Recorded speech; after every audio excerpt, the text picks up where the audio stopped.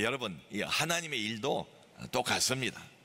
하나님의 뜻, 하나님의 목표, 하나님의 비전, 그거 중요하지요. 근데 그것만 중요한 건 아니에요. 그 목표를 어떤 방식으로 이루어가느냐, 그 과정도 똑같이 중요하다. 적어도 영적인 영역에 있어서는 그게 더 훨씬 더 중요하다고 생각이 돼요. 지금 우리가 몇 번 살펴본 것처럼 바울은 오늘 본문까지 오는 시점을 따지면 총독의 관저에 있는 지하 영창에서, 지하 감옥에서 2년을 지금 구류 상태에 놓여 있습니다. 그런데 오늘도 본문에 나와 있는 것처럼 유대인들의 바울에 대한 미움, 증오, 이게 좀 더 누그러들지를 않았어요. 사람이 뭐 한두 번 미워할 수 있지요. 근데 이런 식으로 2년이 지났지만 줄기차게, 그것도 보통 이상 여전히 살기와 살이를 품고 바울이라는 사람을 없애려고 하는 것은 상당히 마귀적입니다. 이 배후에 마귀의 역사가 있다고 볼 수밖에 없어요. 자, 무슨 일이 있었는가 하면 오늘 본문에 나와 있는 것처럼 그동안 총독 일을 10년 이상 유대 땅을 통치했던 벨릭스가 그 악정, 폭정 때문에 드디어 로마로 소환이 되어버렸어요. 그리고 새로 신임 총독이 왔는데 이름이 베스도입니다.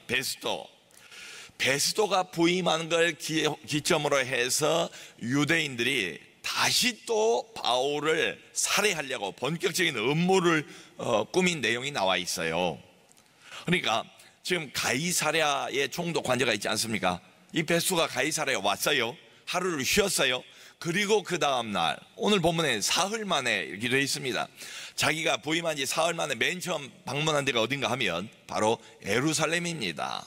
예루살렘은 유대 땅을 통치하기 위해서 사실은 정치, 경제, 종교, 이 모든 것의 집결지가 예루살렘 아닙니까? 그러니까 이번에 예루살렘부터 먼저 방문을 해서 이 예루살렘의 모모한 사람들하고 친분 관계도 쌓고 떨어져 버린 총독의 위신도 세우고, 그리고 이 사람들의 어쨌든 마음을 얻어야 앞으로 유대 땅을 통치하기가 쉬울 것 아닙니까?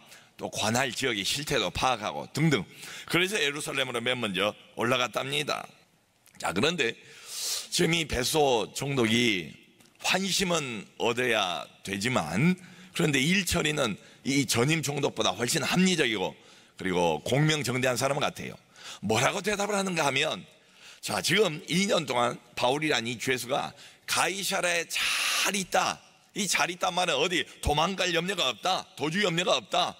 그리고 내가 여기 며칠 있다가 곧 가이사랴로 다시 내려갈 텐데, 내려가자마자 이 죄수를 또다시 예루살렘으로 호송을 해서 내가 여기 와서 유대법정에서 재판정을 연다는 게 이게 맞지가 않다. 그래서 정중하게 거절을 해요. 거절합니다.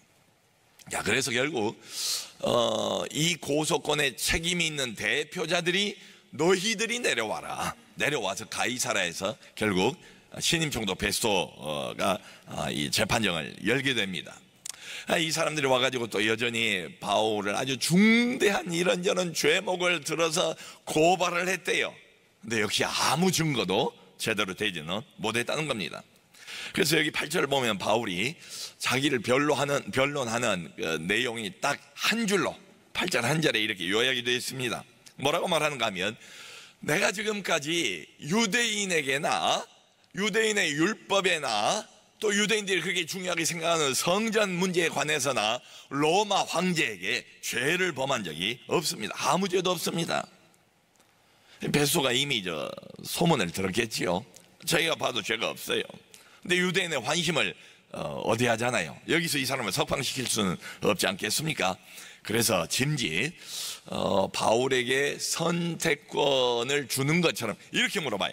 자, 그러면 그러지 않아도 이렇게 유대 사람들이 너를 고소를 하고 있는 판인데, 그러면 네가 마지막으로 유대 법정으로 올라가서 거기서 내 앞에서 마지막 신문을 받겠느냐라고 물어봤어요.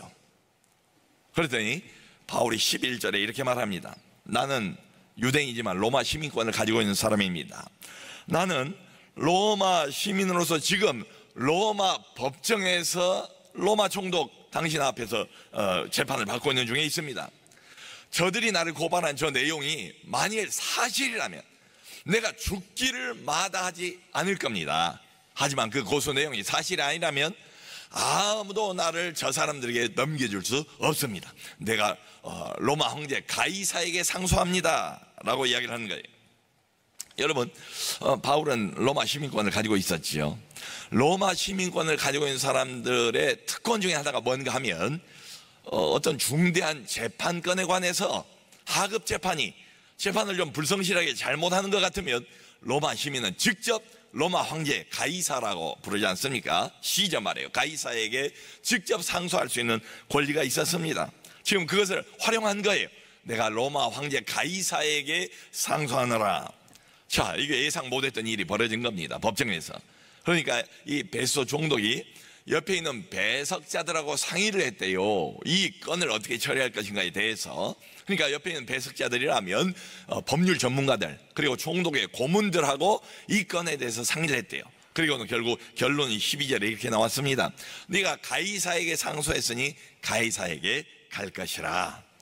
이때 당시에 로마의 황제 가이사는 바로 그 유명한 폭군 네로입니다.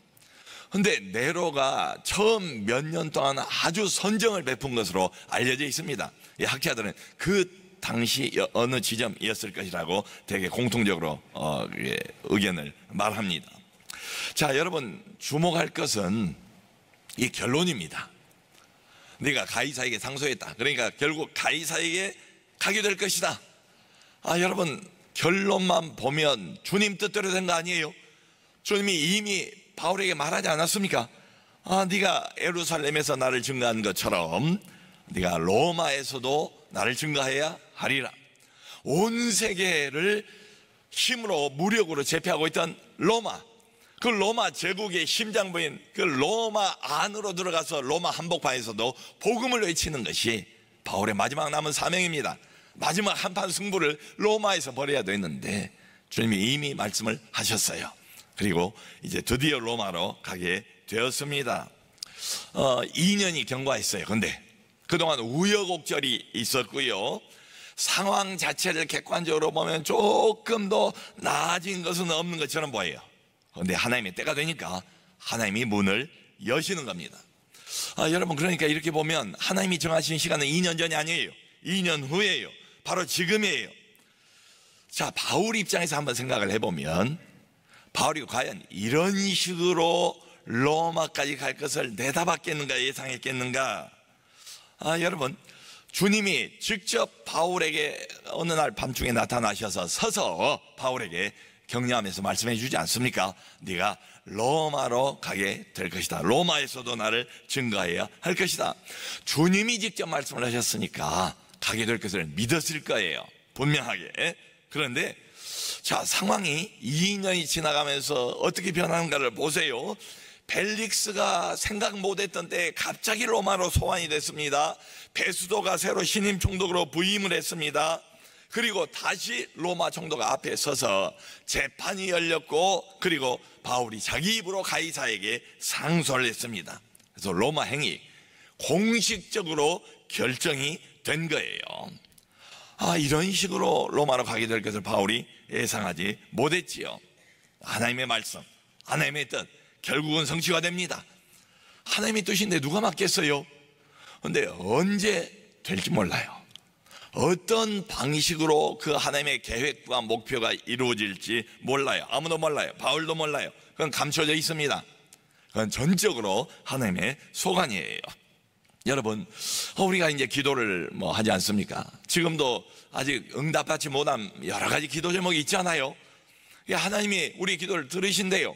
그것도 귀를 넓게 열고 모든 하나님의 자녀들의 기도 목소리를 하나님이 다 들으신대요. 그 신음소리를 들으신대요. 기도 응답을 주실 터인데 과연 그 기도 응답을 언제 주실지, 어떤 방식으로 응답을 해 주실지 그건 몰라요. 자꾸 하나님께서 기도 응답을 주시는 방식에 이렇게 초점을 모으고 그것에 너무 마음을 뺏기기 시작하면 자꾸 의심이 들어옵니다. 왜냐하면 하나님이 일하시는 방식을 내가 다 알 수가 없거든요. 내 방식, 내 생각, 내 느낌, 이게 하나님이 기도 응답하신다는 사인도 없고 징조도 없고, 그러면 자꾸 낙심하게 되고 실망하게 되고 의심하게 되고 이렇게 되는 거지요. 하나님은 지금도 그렇습니다. 하나님의 일, 하나님의 거룩한 비전, 우리에게 주신 목표, 하나님의 뜻 분명해도 그것을 어떤 방식으로 하나님이 이루어 가시는가, 그건 우리가 잘 몰라요.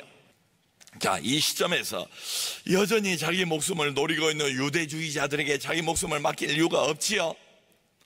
그러니까 지금 로마로 가는 이 바울의 이 여정, 주님의 뜻인 로마 행이 이루어지는 이 과정이 매우 자연스러워 보인다. 이게 더디어진다고, 늦어진다고 바울이 초조해하지 않아요.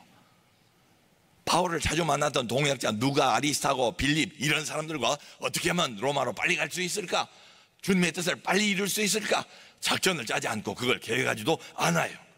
그냥 2년을 그냥 기다리는 거예요. 주님의 뜻으로 알고 말이죠. 여러분, 이게 절대로 쉬운 일이 아닙니다. 뜻은 분명하고 목표는, 가야 될 지점은 분명한데 이게 무기력하게 보일 수 있잖아요. 아무것도 안 하고 있는 것처럼 보이지 않습니까? 또 자칫 잘못하면 이게 무슨 패배주의처럼 보일 수도 있어요. 그런데 여러분, 지금 내가 잘 알지 못하는 상황이에요. 무슨 변수가 어디서 어떤 식으로 터질지 몰라요. 이런 상황에서 하나님께 모든 것을 맡기는 거지요.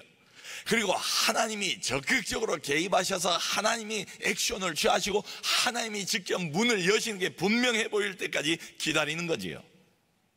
이게 결코 나태가 아니에요. 게으름이 아니에요. 이게 소극적인 게 아니에요. 이게 무기력이 아니에요. 하나님 자신에 대한 큰 믿음에서 나오는 기다림입니다. 아무나 못해요. 믿음의 인내입니다. 여러분, 오히려 반대로 믿음이 없는 사람, 하나님이 목표는 주셨는데 어떻게 뭐 이루어지는 것 같지도 않고, 일이 전진하는 것 같지도 않고, 그러면 믿음이 없는 사람이 오히려 자기가 전면에 나서기 시작하지요. 그러다가 일을 그르치는 경우가 많다. 여러분, 하나님이 어떤 분입니까? 하나님은 전지전능하신 분 아닙니까?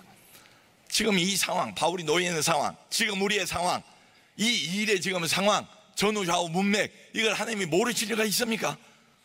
하나님이 어떤 분인데, 하나님이 능력이 없어서 바울을 지금 감옥에서 꺼내지 못하시는 것일까요? 그건 아니죠. 이게 바울이 아는 거예요. 하나님을 알고 하나님을 믿는 거예요. 그분에게 모든 것이 달려있다. 로마가 목표 지점일 뿐만 아니라 로마로 가는 방식까지도 하나님 손에 달려있다. 이걸 철저하게 믿는 겁니다. 그리고 하나님의 때를 기다리는 거예요. 하나님의 방식을 따라가는 거예요. 하나님이 이것까지도 주관하도록 전적으로 내어 드리는 큰 믿음을 우리는 보는 겁니다. 여러분, 우리는 어쩔 수 없는 것 같아요. 눈 앞에 것만 보여요. 그리고 눈 앞에 것만 봐요. 여러분, 우리가 어떤 문제에 맞닥뜨려서 그걸 예상한다고 그럴 때 얼마 정도까지 내다볼 수 있을까요? 확실하게 예상할 수 있는 그 시점이 얼마나 될까요? 한 1년? 아니면 길어야 몇 년 앞을 내다볼 수 있을까요? 안 보이는 부분이 훨씬 더 많죠. 어떤 인간도 마찬가지 아닙니까? 어떤 전문가라고 해도 무슨 국제정치 전문가, 무슨 경제 전문가 말대로라면 뭐 이미 우리나라 대박 났게요. 그런데 항상 예측대로 흘러가지를 않아요. 인간의 눈으로 다 볼 수 없어요. 그게 인간의 한계예요. 당연해요.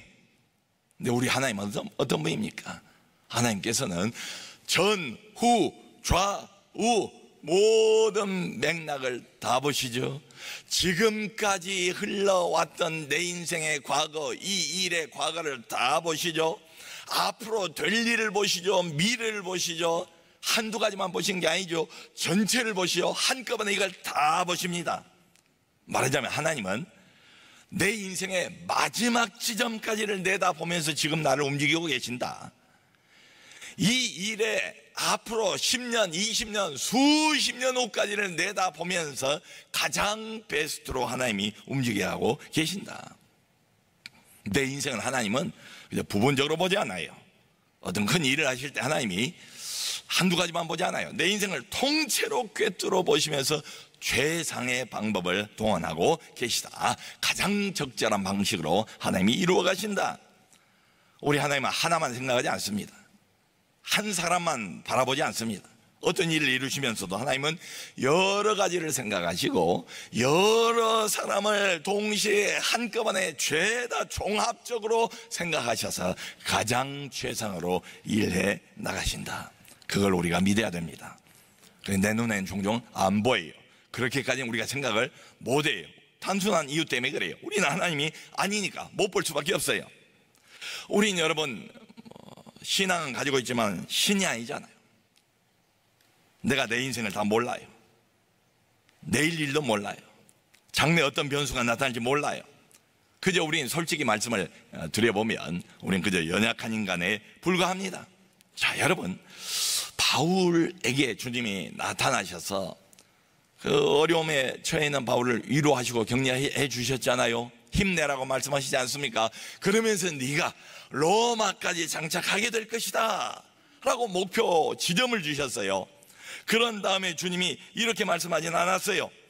근데 최종 목표는 로마야. 근데 로마까지 가는 것은 내가 이미 말했으니까, 목표 지점을 알려줬으니까 가는 것은 네가 알아서 해. 이렇게 바울에게 이걸 또 넘기지 않았어요. 그런 말씀 없어요. 여러분, 주님이 뜻을 정하셨으면 주님 스스로가 그 뜻을 이루십니다. 주님의 방식대로 이루세요. 내 마음에는 안 들지 모르고 굉장히 더디고 안 보일지 몰라도 주님은 주님의 방식이 따로 있어요. 그러니까 목표만 주시는 게 아니라고요. 목표만이 주님의 뜻이 아니고 그 목표를 이루는 방식까지가 주님의 뜻 테두리 안에 있다는 걸 꼭 염두에 둘 필요가 있습니다. 여러분, 얼마나 이 세상은 목표 중심입니까? 성과와 성취 중심입니까? 그저 수단과 방식이 뭐라 할지라도 목표만 얻으면, 성과만 이루면, 그러면 세상 사람들은 박수를 치고 인정을 해주지 않습니까? 근데 하나님 나라에서는 그렇지 않다.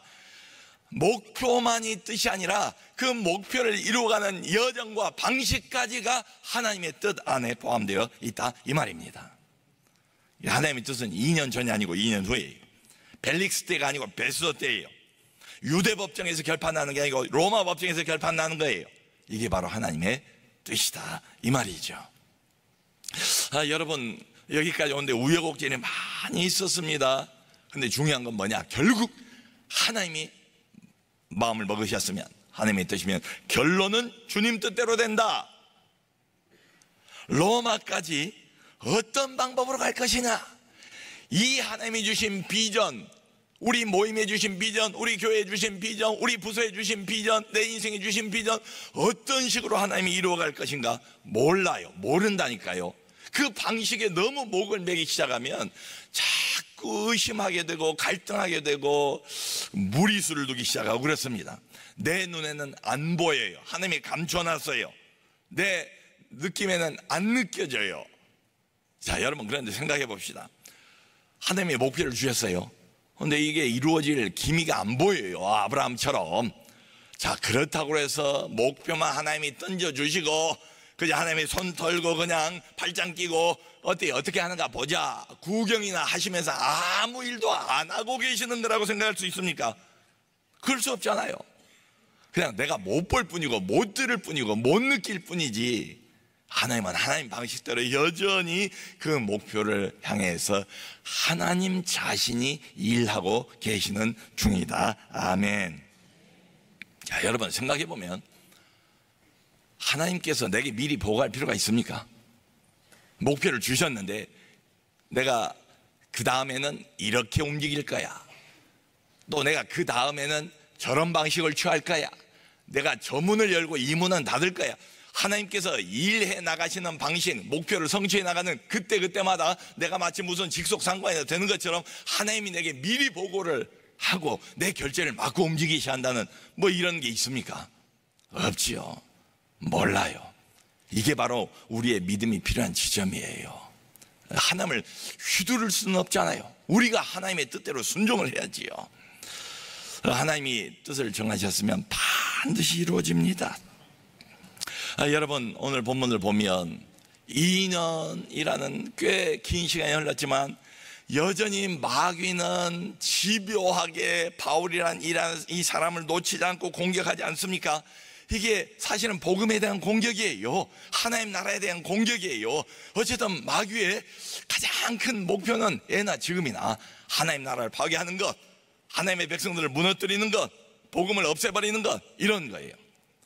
자, 하나님의 목표를 분명히 주셨는데 이게 좀 시간이 점점 지나가는데 아무것도 이루어지는 것 같지는 않고, 그렇게 되면 우리 안에 또 마귀가 슬슬 의심을 불러일으키지 않습니까? 이게 정말로 하나님의 뜻 맞는가? 내가 정말 그날 밤에 제대로 들었던 것인가? 혹시 환청을 들은 것은 아닌가? 이런 식으로 말이죠. 하나님의 뜻 자체에 대해서 의심을 자꾸 불러 일으킵니다. 여러분, 마귀는 굉장히 교활한 자입니다. 영리한 자입니다. 그 영리함을 가지고 온 세상을 지금 지배하고 우리 인생을 망가뜨리려고 가진 애를 쓰지 않습니까? 자, 그런데 단도직입적으로 마귀의 지혜가 하나님의 지혜를 능가할 수 있겠습니까? 그럴 수가 없지요.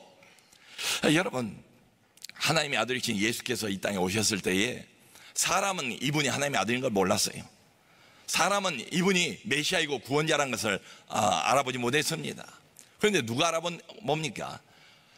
귀신 들린 사람, 귀신, 악령, 마귀, 이런 자들이 그야말로 기가 막히게 먼저 알아보지 않습니까? 참 귀신같이 알아봐요.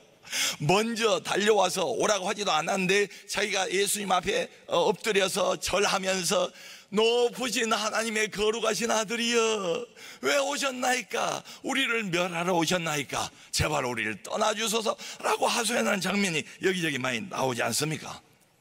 이 하나님의 아들을 결국 십자가에 못 박아버렸죠. 꽝꽝 두 손 들고 승리의 환호성을 지르면서 게임은 끝났다, 우리가 이겼다, 하나님의 나라는 완전히 무너졌다. 마귀들은 그랬을 거예요. 근데 웬걸요? 바로 그 십자가야말로 온 세상을 구원하는 하나님의 지혜 아니었습니까? 온 세상, 너의 죄, 나의 죄, 과거의 죄, 미래의 죄, 현재의 죄, 온갖 종류의 수많은 죄들을 이분이 바로 십자가 위에서 끌고 올라가셔서 다 끝내버리신 것 아닙니까? 이게 하나님의 지혜 아닙니까? 마귀가 어떻게 이 생각을 했겠어요? 그래서 고린도전서 1장 21절 보면 이런 말이 있습니다. 이 세상이 자기 지혜로 하나님을 알지 못하는 거로 하나님께서 전도에 미련한 것으로 세상을 구원하기를 기뻐하셨도다. 아멘. 1장 25절에 이런 말을 해요. 하나님의 어리석음이 사람보다 지혜롭고 하나님의 약하심이 사람보다 강하니라. 아멘. 여러분, 하나님을 우리가 믿어야 되지 않겠습니까? 내 머리에 뭐 들어봐요, 뭐 얼마나 들었겠어요? 내 계획이 완벽하고 뭐 빈틈없이 촘촘하게 계획을 짠다 할지라도 내가 얼마나 완벽하게 짜겠어요? 그게 아니라는 걸 우리가 경험해서 자꾸 깨닫게 되지 않습니까? 근데 우리 하나님은 완벽하신 분입니다. 그분의 실수가 없어요. 그분을 믿어야 되지 않겠습니까? 여러분, 더딘 것 같아도 하나님이 약속을 하시면 가장 적당한 때가 있어요. 가장 적당한 때에 하나님이 하나님 자신의 손으로 문을 여세요. 환경을 주세요. 여건을 조성을 하세요. 이런 때가 옵니다. 그게 2년 뒤에요. 바울에게는 바로 지금이에요. 주님의 때가 왔어요. 주님의 때가 오면 그때까지는 인내하면서 나서지 말고 기도하면서 기다려야지만 주님의 액션이 분명하다, 주님의 때가 이때다, 그 판단이 들거든 바울처럼 해야 됩니다. 더 이상 망설이지 말아야 합니다. 이젠 시체하지 말아야 합니다. 내가 이 자리에서 가이사에게 상소하노라, 이게 나와야 돼요. 여러분, 그래서 우리 한글로는 그냥 때, 시간인데요, 헬라 그 단어로는 때가 두 가지입니다. 보통 때가 있어요. 상식의 때가 있어요. 하루 그냥 우리 모두가 다 갖고 있는 24시간이 있어요. 그건 크로노스예요. 근데 하나님의 때를 카이로스라고 부릅니다. 하나님이 의미를 부여한 때, 하나님의 역사에 중요한 어떤 때, 하나님이 정하신 어떤 때, 하나님이 아주 큰 하나님 나라의 이 일을 움직여 가시는 하나님 자신의 때, 카이로스. 그건 달라요. 세상의 때가 아니에요. 상식의 때가 아니에요. 합리적인 때가 아니에요. 이성의 때가 아니에요. 그 때가 있다. 하나님의 때가 있다는 것은 하나님의 방식이 따로 있다, 이런 말입니다.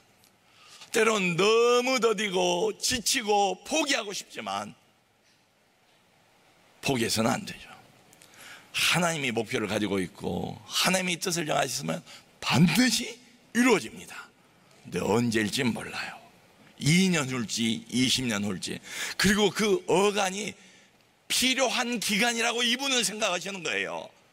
나는 왜 이렇게 더딥니까? 왜 이렇게 목마르게 만듭니까? 왜 이렇게 애타게 만듭니까? 따져 물을 수 있지만 그분은 그분 나름대로 전체를 한꺼번에 꿰뚫어 보시고 가장 베스트로 인도해 가시는 걸 믿어야 됩니다. 하나님의 때, 하나님의 방식대로 하나님이 자신의 뜻을 이룰 줄로 믿습니다.